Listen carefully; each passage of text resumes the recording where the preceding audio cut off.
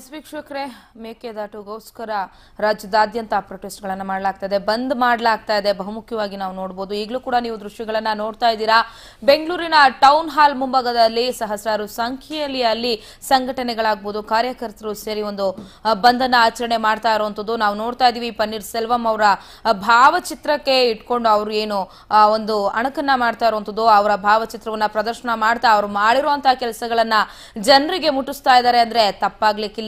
So ಅವರ ಭಾವಚಿತ್ರಕ್ಕೆ ಚಪ್ಪಲಿ ಹಾರವನ್ನು ಕೂಡ ಹಾಕಲಾಗಿರುವಂತದ್ದು. ಟೌನ್ ಹಾಲ್ ಮುಂಭಾಗ ಒಂದು ಬೃಹತ್ ಸಂಖ್ಯೆಯಲ್ಲಿ ಕಾರ್ಯಕರ್ತರಾಗಬಹುದು, ಸಂಘಟನಾಗಾರರು, ಸಾರ್ವಜನಿಕರು ಸೇರಿರುವಂತದ್ದು. ಅವರು ಕೂಡ ಮೇಕೆದಾಟು ಅಣೆಕಟ್ಟು ಯೋಜನೆಯನ್ನ ಮಾಡಬೇಕು ಅನ್ನೋ ನಿಟ್ಟಿನಲ್ಲಿ ಬಂದ್ ಅನ್ನ ನಡೆಸ್ತಾ ಇರುವಂತದ್ದು. ಬಂದ್ಗೆ ಬೆಂಬಲವನ್ನ ಸೂಚಿಸ್ತಾ ಇದ್ದಾರೆ. ವಿವಿಧ ಸಂಘ ಸಂಸ್ಥೆಗಳು, ಸಂಘಟನೆಗಳು, ಕಾರ್ಯಕರ್ತರು ಇವತ್ತು ಬೆಂಬಲ ಸೂಚಿಸಿರುವಂತದ್ದು ನಾವು ಆಗ್ಲೇ ಕೂಡ ನೋಡಿದ್ವಿ. ಏನಂದ್ರೆ ಈಗಾಗಲೇ ಚಿತ್ರಮಂದಿರಗಳು ಕೂಡ ಒಂದು ಬೆಂಬಲವನ್ನ ಸೂಚಿಸಿ ಚಿತ್ರಗಳನ್ನ ಪ್ರದರ್ಶನವನ್ನ ಮಾಡ್ತಾ ಇಲ್ಲ. ಅದರ ಜೊತೆಗೆ ಚಾಲಕರಾಗಬಹುದು, ಆಟೋಗಳಾಗಬಹುದು, ಕ್ಯಾಬ್ಗಳಾಗಬಹುದು, ಟ್ಯಾಕ್ಸಿ, ಯಾವುದೇ ರೀತಿಯಾದಂತಹ ಸಂಘಟನೆಗಳು ಕೂಡ ಒಕ್ಕೊರಲಿನಿಂದ ಇವತ್ತು ದನಿ ಎತ್ತಿರುವಂತದ್ದು. ತಮಿಳುನಾಡಿನ ಒಂದು ವಿರೋಧದ ವಿರುದ್ಧವಾಗಿ ಇವತ್ತು ದನಿ ಎತ್ತಿದ್ದಾರೆ. ರಸ್ತೆಗಳಲ್ಲಿ ನೋಡ್ತಾ ಇದ್ದೀರಾ, ಹಲವಾರು ಸಂಘಟನೆಯ ಕಾರ್ಯಕರ್ತರು ಪ್ರತಿಭಟನೆ ನಡೆಸ್ತಾ ಇದ್ದಾರೆ. ಬೀದಿಗಿಳಿದು ಅವರು ಪ್ರತಿಭಟನೆಯನ್ನ ಮಾಡ್ತಾ ಇರೋದು. ಇನ್ನಾದ್ರೂ ಕೂಡ ಸರ್ಕಾರ ಆಗ್ಬೋದು ಅಥವಾ ತಮಿಳುನಾಡಾಗ್ಬೋದು ಇದರಿಂದ ಎಚ್ಚೆತ್ತುಕೊಳ್ಳೇಬೇಕಾದಂತಹ ಒಂದು ಪರಿಸ್ಥಿತಿ. ಇದೊಂದು ಬುನಾದಿ ನಾಂದಿ ಅಂತಾನೆ ಹೇಳ್ಬೋದು. ಯಾಕಂತಂದ್ರೆ ಅಡಿಪಾಯ ಇದ್ದಂಗೆ ತಮಿಳುನಾಡಿಗೆ ಒಂದು ಎಚ್ಚರಿಕೆ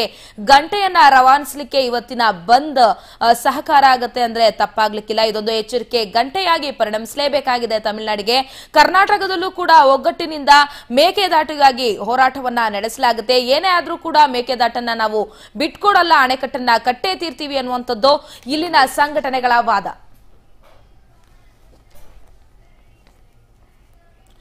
ಸೊ ಈ ಬಗ್ಗೆ ಹೆಚ್ಚಿನ ಮಾಹಿತಿಯನ್ನ ನೀಡಲಿಕ್ಕೆ ನಮ್ಮ ನೇರ ಸಂಪರ್ಕದಲ್ಲಿದ್ದಾರೆ ಟೌನ್ ಹಾಲ್ನಿಂದ ನಮ್ಮ ಪ್ರತಿನಿಧಿ ಗೋವಿಂದ್ ಹೇಳಿ, ಪ್ರತಿಭಟನೆ ಕಾವು ಎಷ್ಟರ ಮಟ್ಟಿಗಿದೆ, ಯಾವ ರೀತಿ ಇದೆ ಅಲ್ಲಿ?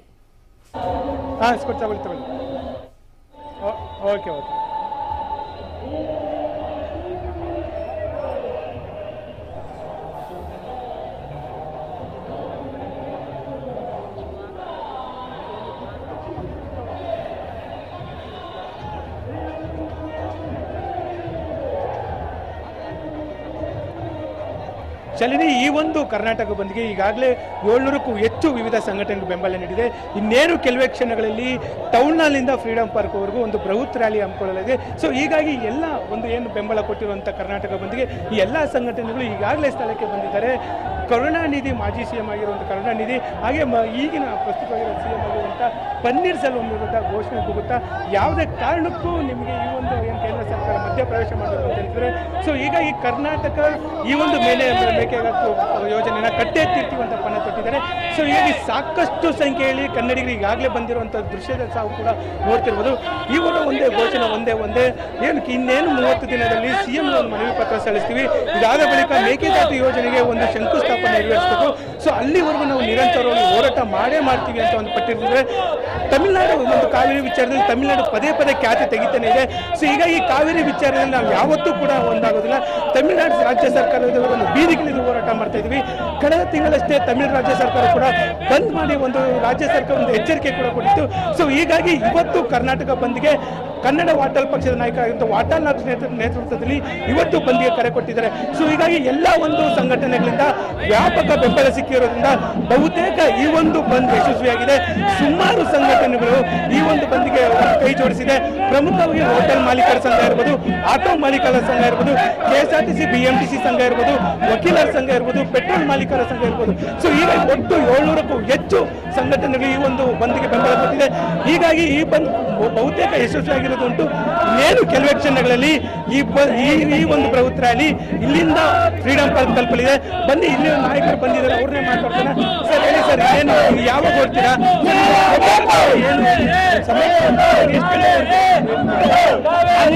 ನೀರು ಅನುಕೂಲ ನಮ್ಗೆ ಬೇಕೇ ಬೇಕು.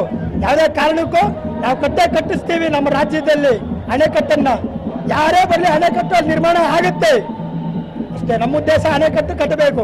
ಸರ್, ಈ ರೀತಿ ಪದೇ ಕಾವೇರಿ ವಿಚಾರದಲ್ಲಿ ತಮಿಳುನಾಡು ಕರ್ನಾಟಕ ಖ್ಯಾತಿ ಮಾಡ್ತಾನೆ ಐತೆ. ಆದ್ರೂ ಕೂಡ ಯಾಕೆ ಕರ್ನಾಟಕ ಎಲ್ಲೋ ಒಂದ್ ಕಡೆ ಸುಮ್ಮನೆ ಆಗಿದೆ ಅಂತ ನಿಮ್ಗೆ ಅನ್ಸಲ್ವಾ ಸರ್? ನಮ್ಮವರು ಶಾಂತಿ ದೂತರು. ನಾವು ಸಾಮಾನ್ಯವಾಗಿ ವಿನಾಕಾರಣ ಯಾರ ಮೇಲೆ ನಾವು ಗಲಾಟೆ ಮಾಡಲ್ಲ, ದಂಗೆ ಹೇಳೋಲ್ಲ. ಪದೇ ಪದೇ ಕೆಣಕಿದ್ರೆ ಈ ಜೇನು ಗೂಡ್ನ ಯಾವ ರೀತಿ ಕೆಣಕಿದ್ರೆ ಅದು ಕೆಲಸ ಕೊಡುತ್ತೋ ಆ ರೀತಿ ನಮ್ಮ ಕನ್ನಡ ಜನತೆ ತಮಿಳುನಾಡಿಗೆ ತಕ್ಕ ಉತ್ತರನ ಕೊಟ್ಟೇ ಕೊಡುತ್ತೆ. ಅಣೆಕಟ್ಟು ನಿರ್ಮಾಣ ಆಗ್ಲೇಬೇಕು. ಸೊ ಯಾವುದೇ ಕಾರಣಕ್ಕೂ ಕೂಡ ತಮಿಳುನಾಡಿನ ಏನು ಮನೆಯಿದೆ ಇದನ್ನ ಕೇಂದ್ರ ಸರ್ಕಾರ ಪರಿಗಣಿಸಬಾರ್ದು. ಕರ್ನಾಟಕ ಮೇಕೆದಾಟು ಯೋಜನೆ ಕಟ್ಟೆ ಎತ್ತಿರ್ತೀವಿ. ಇದರ ಮೂಲಕ ಬೆಂಗಳೂರು ಮತ್ತು ಮೈಸೂರಿಗೆ ಕುಡಿಯುವ ನೀರು ಯೋಜನೆ ಖಂಡಿತವಾಗ್ಲೂ ಅನುಷ್ಠಾನ ಮಾಡಲೇಬೇಕು ಅಂತ ರಾಜ್ಯ ಸರ್ಕಾರಕ್ಕೆ ನಾವು ಮನವಿ ಮಾಡ್ತೀವಿ ಅಂತ ಈಗಾಗಲೇ ಇಲ್ಲಿನ ಕನ್ನಡಪರ ಸಂಘಟನೆ ಹೇಳುವಂಥದ್ದು. ಪ್ರಮುಖವಾಗಿ ತಮಿಳುನಾಡು ರಾಜ್ಯ ಸರ್ಕಾರ ಏನಿದೆ ಪದೇ ಪದೇ ಕಾವೇರಿ ವಿಚಾರದಲ್ಲಿ ತಮ್ಮ ಪಾಡಿಗೆ ಸುಮ್ಮನೆ ಇರುವುದು ಖ್ಯಾತಿ ತೆಗಿತಾನೆ ಇದೆ. ಸೊ ಹೀಗಾಗಿ ರಾಜ್ಯ ಸರ್ಕಾರಕ್ಕೆ ತಮಿಳುನಾಡು ರಾಜ್ಯ ಸರ್ಕಾರಕ್ಕೆ ಬುದ್ಧಿ ಕಳಿಸಲೇಬೇಕು ಅಂತ ಇವತ್ತು ವಿವಿಧ ಕನ್ನಡಪರ ಸಂಘಟನೆ ಬೀದಿಗಿಳಿದು ತಮಿಳುನಾಡು ರಾಜ್ಯ ಸರ್ಕಾರದ ಹೋರಾಟಕ್ಕೆ ನಿಂತಿರುವಂತದ್ದು. ಶಾಲಿನಿ. ಎಸ್ ಗೋವಿಂದ್, ಈಗ ನಾವು ನೋಡ್ತಾ ಇದೀವಿ ಈಗಾಗಲೇ ಸಹಸ್ರಾರು ಸಂಖ್ಯೆಯಲ್ಲಿ ಅಲ್ಲಿ ಜನ ಸೇರಿದ್ದು ಪ್ರತಿಭಟನೆಯನ್ನ ನಡೆಸ್ತಾ ಇದ್ದಾರೆ. ಪ್ರತಿಭಟನೆಯ ಕಾವು ಮತ್ತಷ್ಟು ಹೆಚ್ಚಾಗೋ ಸಾಧ್ಯತೆ ಇದೆಯಾ? ಇನ್ನು ಜಾಥಾದಲ್ಲಿ ಫಿಲಂ ಸ್ಟಾರ್ಸ್ ಗಳು ಯಾರಾದ್ರೂ ಪಾಲ್ಗೊಳ್ಬಹುದಾ? ನಿರೀಕ್ಷೆ ಇದೆಯಾ? ಹೇಗೆ?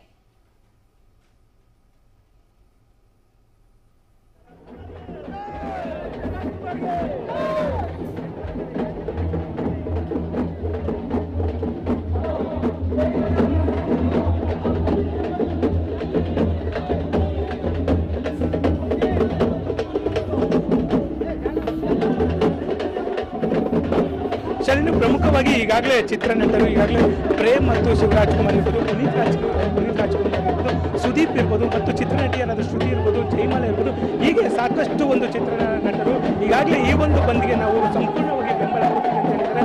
ಸೊ ಹೀಗಾಗಿ ಕರ್ನಾಟಕ ವಾಣಿಜ್ಯ ಮಂಡಳಿ ಕೂಡ ಈಗಾಗಲೇ ಚಿತ್ರೀಕರಣ ಜೊತೆಗೆ ಚಿತ್ರ ಪ್ರದರ್ಶನ ಎರಡೂ ಕೂಡ ರದ್ದು ಮಾಡಿರುವಂಥದ್ದು. ಸೊ ಹೀಗಾಗಿ ಡಾಕ್ಟರ್ ರಾಜ್ಕುಮಾರ್ ಅಭಿಮಾನಿಗಳ ಸಂಘದ ಅಧ್ಯಕ್ಷರಾಗಿರುವಂಥ ಸಾರಾ ಗೋವಿಂದ್ ಕೂಡ ಹೇಳಿದ್ದಾರೆ.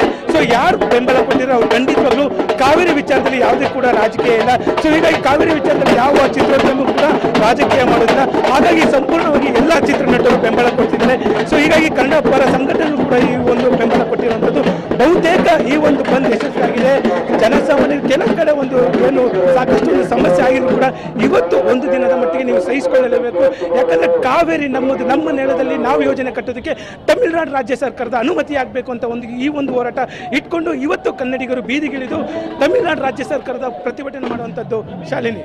ಸೊ ಹಾಗೆ ಈ ಒಂದು ಬಂದ್ಗೆ ಪೊಲೀಸರ ಸಹಕಾರ ಯಾವ ರೀತಿ ಇದೆ? ಪೊಲೀಸರು ಎಷ್ಟು ಮಟ್ಟಿಗೆ ಸಹಕರಿಸ್ತಾ ಇದ್ದಾರೆ? ಅವರ ಮುಂಜಾಗ್ರತಾ ಕ್ರಮಗಳು ಹೇಗಿದೆ ಗೋವಿಂದ್ ಅಲ್ಲಿ?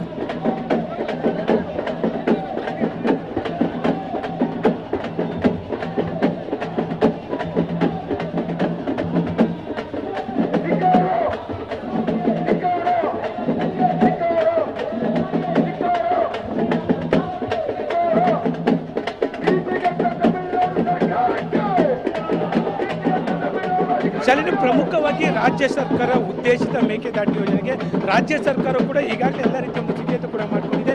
ಇದೇ ತಿಂಗಳು 22ಕ್ಕೆ ರಾಜ್ಯದ ಸರ್ವಪಕ್ಷ ನಿಯೋಗ ಪ್ರಧಾನಿನ ಭೇಟಿ ಮಾಡಬೇಕು ಅಂತ ಸಿಎಂ ಸಿದ್ದರಾಮಯ್ಯ ಈಗಾಗಲೇ ಸೂಚನೆ ಕೊಟ್ಟಿದ್ದಾರೆ. ಅವಕಾಶ ಸಿಕ್ಕಿದ್ರೆ ಪ್ರಧಾನಿ ನರೇಂದ್ರ ಮೋದಿನ ಮೀಟ್ ಮಾಡಿ ಈ ಒಂದು ಮೇಕೆದಾಟು ಯೋಜನೆಯ ರೂಪುರೇಷೆ ಏನಿದೆ ಅದರ ಸಂಪೂರ್ಣವಾದ ವಿವರವನ್ನು ನೇರವಾಗಿ ಸರ್ವ ಪಕ್ಷದ ನಿಯೋಗದ ಸದಸ್ಯರು ಕೂಡ ಈ ಒಂದು ಭೇಟಿ ಮಾಡಿ ಮನವಿ ಮಾಡಿಕೊಂಡಿದ್ದಾರೆ. ಸೊ ಹೀಗಾಗಿ ಬೆಂಗಳೂರಿನಲ್ಲಿ ಸಾಕಷ್ಟು ಒಂದು ಬಿಗಿ ಪೊಲೀಸ್ ಬಂದೋಬಸ್ತ್ ಕೂಡ ಏರ್ಪಡಿಸಲಾಗಿದೆ. 7 ಜನ ಡಿಸಿಪಿ ಸೇರಿದಂತೆ 5,000 ಹೋಮ್ ಗಾರ್ಡ್ ಸೇರಿದಂತೆ 1,000ಕ್ಕೂ ಹೆಚ್ಚು ಜನ ಪೊಲೀಸರು ನಗರದಲ್ಲಿ ಎಲ್ಲ ರೀತಿಯ ಬಿಗಿ ಬಂದೋಬಸ್ತ್ ಕಲ್ಪಿಸಿಕೊಟ್ಟಿದ್ದಾರೆ. ಎಲ್ಲೂ ಕೂಡ ಅಹಿತಕರ ಘಟನೆ ನಡೆಯಬಾರದು ಮತ್ತು ಬಸ್ ಕಾರುಗಳು ಕಲ್ಲು ತೂರಾಟವಾಗಬಾರದು.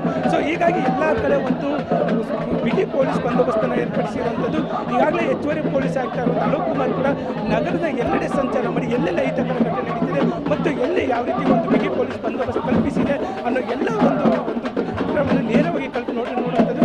ಸೊ ಹೀಗಾಗಿ ಎಲ್ಲ ಕಡೆ ಒಂದು ಬಿಗಿ ಬಂದೋಬಸ್ತ್ ಕಲ್ಪಿಸಿದರೆ ಕನ್ನಡಿಗರು 6 ಕೋಟಿ ಕನ್ನಡಿಗರ ಕೆಚ್ಚೆದೆಯ ಒಂದು ಮೇಕೆದಾಟು ಯೋಜನೆ ನಿರ್ಮಾಣ ಮಾಡಲೇಬೇಕು ಅನ್ನೋದು ಒಂದು ಕೂಗುವಂತೆ ಇವತ್ತು ಬೀದಿಗಿಳಿದು ಹೋರಾಟ ಮಾಡ್ತಿದ್ದಾರೆ. ಕನ್ನಡ ನಾಡಿನ ಮೇಕೆದಾಟು ಯೋಜನೆಯಲ್ಲಿ ಕಾವೇರಿ ಪದೇ ಪದೇ ತಮಿಳುನಾಡು ರಾಜ್ಯ ಸರ್ಕಾರ ಕಿರಿಕ್ ಮಾಡ್ತಾನೆ ಇದೆ. ಈ ಒಂದು ರಾಜ್ಯ ಸರ್ಕಾರಕ್ಕೆ ನಾವು ಬುದ್ಧಿ ಕಲಿಸಲೇಬೇಕು ಅಂತ ಕನ್ನಡಿಗರು ಇವತ್ತು ಬೀದಿಗಿಳಿದು ಸಂಪೂರ್ಣವಾಗಿ ಕರ್ನಾಟಕವನ್ನು ಬಂದ್ ಮಾಡಿ ತಮ್ಮ ಆಕ್ರೋಶವನ್ನು ವ್ಯಕ್ತಪಡಿಸ್ತಾ ಇದ್ದಾರೆ. ಶಾಲಿನಿ. ಎಸ್, ಧನ್ಯವಾದ ಗೋವಿಂದ ನಿಮ್ಮೆಲ್ಲ ಮಾಹಿತಿಗಾಗಿ. ಸರಿನಾ, ಇಷ್ಟೆಲ್ಲ ಪ್ರತಿಭಟನೆಗಳನ್ನ ನಡೆಸ್ತಾ ಇದ್ದೀರಾ. ಹಾಯತ್ತವರೇ, ಕೊನೆಯದಾಗಿ ಏನು ಹೇಳಕ್ಕೆ ಇಷ್ಟಪಡ್ತೀರಾ ಪ್ರತಿಭಟನೆ ಬಗ್ಗೆ? ಇಲ್ಲ, ಇದರಲ್ಲಿ ಕೊನೆಯದಾಗಿ ಅಂತ ಇಲ್ಲ, ಇನ್ನೂ ಇದು ಮುಂದೆ ಆರಂಭ. ಇವತ್ತೇನು ಬಂದನ್ನು ಆಚರಿಸಿ ಒಂದು ಎಚ್ಚರಿಕೆಯನ್ನು ಕೊಡ್ತಾ ಇದ್ದೀವಿ. ಸಾಕಷ್ಟು ಜನ ನಾವೇನು ಮಾತಾಡ್ಬೇಕಾದ್ರೆ ನಮ್ಮ ದುರದೃಷ್ಟ ಅಂತ ಹೇಳಿ ಒಬ್ಬರು ಮೈಸೂರವ್ರು ಹೇಳಿದ್ರು. ಅಶೋಕರು ಹೇಳಿದ್ರು, ನಮ್ಮ ಅದೃಷ್ಟ ನಮ್ಮಲ್ಲಿರ್ತಕ್ಕಂಥ ಈ ನದಿಗಳಿದಾವಲ್ಲ, ನಿಜವಾಗ್ಲೂ ನಮ್ಮ ಜೀವ ನದಿಗಳು, ಅಂಥ ನದಿಗಳನ್ನು ಉಳಿಸ್ಕೊಳ್ಳೋಕ್ಕೆ ನಾವು ಹೋರಾಟ ಮಾಡ್ತಾ ಇದ್ದೀವಿ. ಆದರೆ ಹೋರಾಟ ಮಾಡೋದ್ರಲ್ಲಿ ನಮ್ಮಲ್ಲಿ ಜನ ಬೆಂಬಲನೇ ಸಿಗಲ್ಲ ಅಂದರೆ ನಮಗಿಂತ ದೊಡ್ಡ ಇವ್ರು ಯಾರೂ ಇಲ್ಲ. ಅಂಥದ್ರಲ್ಲಿ ನಮ್ಮ ಆಗಲೇ ಹೇಳಿದಾಗೆ ಪ್ರತಿಯೊಬ್ಬರಿಗೂ ನಮ್ಮಲ್ಲಿರ್ತಕ್ಕಂಥ ಸಮಸ್ಯೆಗಳ ಬಗ್ಗೆ ಮಾಹಿತಿ ಇರಬೇಕು. ನಮ್ಮಲ್ಲಿ ಏನು ಸಮಸ್ಯೆ ಇದೆ ಅಂತ ಆ ಮಾಹಿತಿ ನನ್ನಲ್ಲಿದ್ದಾಗ ಅದಕ್ಕೆ ಯಾವ ರೀತಿ ನಾನು ಪ್ರತಿರೋಧ ಓಡಬೇಕು, ಅದಕ್ಕೆ ನಾನು ಪರವಾಗಿ ಮಾತಾಡಬೇಕಾ ಅಥವಾ ವಿರೋಧವಾಗಿ ಮಾತಾಡಬೇಕಾ ಅಂತಕ್ಕಂಥದ್ದನ್ನು ನಾನು ತೀರ್ಮಾನ ಮಾಡ್ಕೊಂಡು ಮಾಡಲೇಬೇಕು. ಅದು ಜನರಲ್ಲಿ ಒಂದು ಜಾಗೃತಿಯನ್ನು ಮೂಡಿಸ್ತಕ್ಕಂಥ ಕೆಲಸ ಮಾಡಿ ಎಲ್ಲರೂ ಈ ವಿಚಾರದಲ್ಲಿ ಹೋರಾಟ ಮಾಡಬೇಕು. ಎಲ್ಲರೂ ಒಕ್ಕೊರಲಲ್ಲಿ ನಿಂತ್ಕೊಂಡು ಈ ಒಂದು ಮೇಕೆದಾಟು ಯೋಜನೆಯನ್ನ ಖಂಡಿತವಾಗಿ ಮಾಡಲೇಬೇಕು. ಓಕೆ ರಮೇಶ್ ಅವರೇ, ನೀವೇನ್ ಹೇಳ್ತೀರಾ ಕೊನೆಯದಾಗಿ? ಯಾಕಂದ್ರೆ ಮೇಕೆದಾಟು ಇಷ್ಟೆಲ್ಲ ಪ್ರತಿಭಟನೆ ಮಾಡ್ತಾ ಇದ್ದೀರಾ, ಬಂದ್ ಮಾಡ್ತಾ ಇದ್ದೀರಾ, ಅದರ ಜೊತೆಗೆ ಜನನೂ ಕೂಡ ಸಪೋರ್ಟ್ ಮಾಡ್ತಾ ಇದ್ದಾರೆ. ಸೊ ತಮಿಳ್ನಾಡಿಗಾಗ್ಬೋದು, ಸರ್ಕಾರಕ್ಕಾಗ್ಬೋದು, ಏನ್ ಮೆಸೇಜ್ ಕೊಡಕ್ಕೆ ಇಷ್ಟಪಡ್ತೀರಾ? ನಾನು ತಮಿಳ್ ಜನಕ್ಕೆ ನಾನು ನಿಮ್ಮ ರಾಜ್ ನ್ಯೂಸ್ ಚಾನಲಿಂದ ನಾನು ಮನವಿ ಮಾಡ್ಕೋತೀನಿ, ದಯಮಾಡಿ ನಿಮ್ಮನ್ನೇನು ನಾವೇನು ಭಿಕ್ಷೆಯನ್ನು ಕೇಳ್ತಾ ಇಲ್ಲ. ನಾನು ಏನು ನಿಮ್ಮಲ್ಲಿ ಮನವಿ ಮಾಡ್ಕೊಳ್ತಾ ಇರೋದು ಅಂತಂದರೆ, ನಿಮ್ಮ ಜಯಲಲಿತನಿಗೆ ದಯವಿಟ್ಟು ಬುದ್ಧಿ ಹೇಳಿ. ಯಾಕೆಂದರೆ ಕರ್ನಾಟಕದಿಂದ ಚೆನ್ನೈ ಎಷ್ಟು 100 ಕಿಲೋಮೀಟರ್ ಇದೆ, ಅಲ್ಲಿಗೆ 5 TMC ನೀರು ಕುಡಿಯೋಕ್ಕೆ ಕೊಡ್ತಾ ಇದೆ ಕರ್ನಾಟಕ, ಕಾವೇರಿ ಕನ್ನಡದವ್ರು ಕೊಡ್ತಾ ಇದ್ದಾರೆ ಚೆನ್ನೈಗೆ. ಆದರೆ ಇಲ್ಲಿರ್ತಕ್ಕಂಥ ಆನೆಕಲ್ಗಿಲ್ಲ, ಅಲ್ಲಿ ಮೈಸೂರಿನಲ್ಲಿ ಅಶೋಕ್ ಅವರ ಮೈಸೂರಿನಲ್ಲಿಲ್ಲ. ಈಗ ನಮ್ಗೆ ಇಷ್ಟು ಕಷ್ಟ ನಾವು ಇಟ್ಕೊಂಡಿದ್ದೀವಿ. ನಮ್ಮ ಊರಲ್ಲಿ ನಮ್ಮ ಜಾಗದಲ್ಲಿ ನಾವು ಚೆಕ್ ಡ್ಯಾಮ್ ಕಟ್ಕೊಂಡ್ರೆ ನಿಮ್ಮ ಜಯಲಲಿತನಿಗೆ ಏನಪ್ಪ ಆಯಿತು ದೊಡ್ಡ ರೋಗ? ಯಾವುದೇ ಕಾರಣಕ್ಕೂ ನಮ್ಮ ಇದಕ್ಕೆ ಬರಬೇಡಿ, ತಾಳ್ಮೆಗೂ ಮಿತಿ ಇದೆ. ನಾವು ಕನ್ನಡಿಗರು, ಕರ್ನಾಟಕದವರು, ಬಹಳ ಹೃದಯ ವಿಶಾಲವಾಗಿದೆ ಇವ್ರಿಗೆ ಅಂತ ನೀವು ಅನ್ಕೊಂಡಿದ್ದೀರಿ, ಸತ್ಯನೇ. ಆದರೆ ನಮ್ಮ ಹೃದಯ ಎಷ್ಟು ವಿಶಾಲ ಆಗಿದೆ ಅಂದರೆ ಹಾರ್ಟ್ ಬರ್ಸ್ಟ್ ಆಗೋ ಮಟ್ಟಕ್ಕೆ ಹೋಗಿದೆ. ಅದು ಬರ್ಸ್ಟ್ ಆಯಿತು ಅಂತಂದರೆ ನಿಮಗೆ ಕಷ್ಟ ಆಗುತ್ತೆ. ಸುರೇಶ್ ಅವರೇ, ನೀವೇನು ಹೇಳ್ತೀರಾ ಕೊನೆಯದಾಗಿ?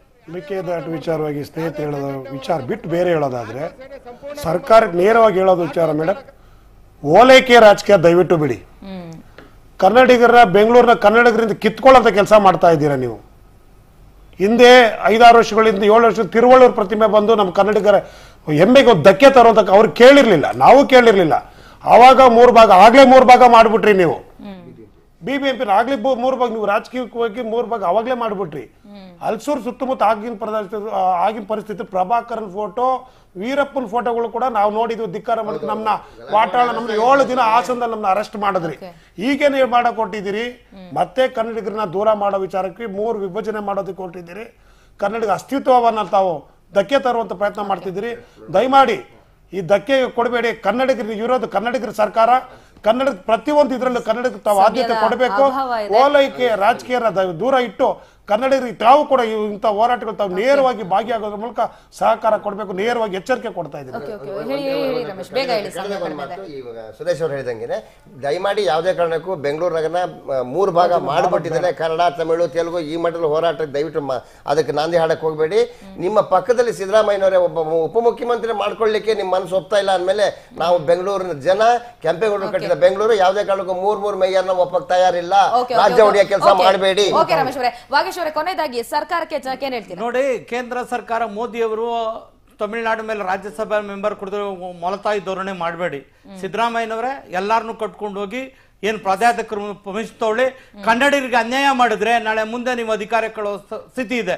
ಕನ್ನಡಿಗರು ಕರ್ನಾಟಕದಲ್ಲಿ ಯಾರ್ಯಾರು ವಾಸ ಮಾಡ್ತಾರೆ, ತಮಿಳುನಾಡು, ಗುಜರಾತ್, ಭಾರತ ದೇಶದ ಜನಕ್ಕೆ ಊಟ ಹಾಕ್ತಿರೋ ರಾಜ್ಯ ಕರ್ನಾಟಕ ಜನ, ನೀವು ಎಚ್ಚರಿಕೆ ಎಂದಿರಿ. ಓಕೆ 4 ಜನ ಅತಿಥಿಗಳು ಚರ್ಚೆಯಲ್ಲಿ ಪಾಲ್ಗೊಂಡ್ರೆ ಬಹುಮುಖ್ಯವಾದಂತಹ ವಿಷಯಗಳನ್ನ ಶೇರ್ ಮಾಡಿದ್ರಿ. ಧನ್ಯವಾದಗಳು. ಎಸ್, ನೋಡಿದ್ರಲ್ಲ ವೀಕ್ಷಕರೇ, ಕರ್ನಾಟಕ ಬಂದ್, ಮೇಕೆದಾಟುಗೋಸ್ಕರ ಪ್ರತಿಯೊಬ್ಬ ಕನ್ನಡ ಕೂಡ ಬಂದನ್ನ ಆಚರಣೆ ಮಾಡಲೇಬೇಕಾದಂತಹ ಪರಿಸ್ಥಿತಿ ಇದೆ. ಕರ್ನಾಟಕದ ಒಗ್ಗೂಡುವಿಕೆ ಎಷ್ಟು ಮಟ್ಟಿಗಿದೆ ಅಂತ ತಮಿಳುನಾಡು ಸರ್ಕಾರಕ್ಕೆ ಈ ಮೂಲಕ ತೋರಿಸಲೇಬೇಕಾದಂತಹ ಪರಿಸ್ಥಿತಿ ಇದೆ. ಕರ್ನಾಟಕ ಬಂದ್ ಯಶಸ್ವಿಯಾಗಲಿ, ನಡೀಲಿ, ಯಾವುದೇ ಅಹಿತಕರ ಘಟನೆಗಳು ಸಂಭವಿಸದೇ ಇರಲಿ ಅನ್ನೋದೇ ನಮ್ಮ ಆಶಯ ಇದೆ. ಈ ಹೊತ್ತಿನ ವಿಶೇಷ ಚರ್ಚೆ ಕರ್ನಾಟಕ ಬಂದ್. ಚಾನಲ್ ಚೇಂಜ್ ಮಾಡದೆ ನೋಡ್ತಾ ಇರಿ ರಾಜ್.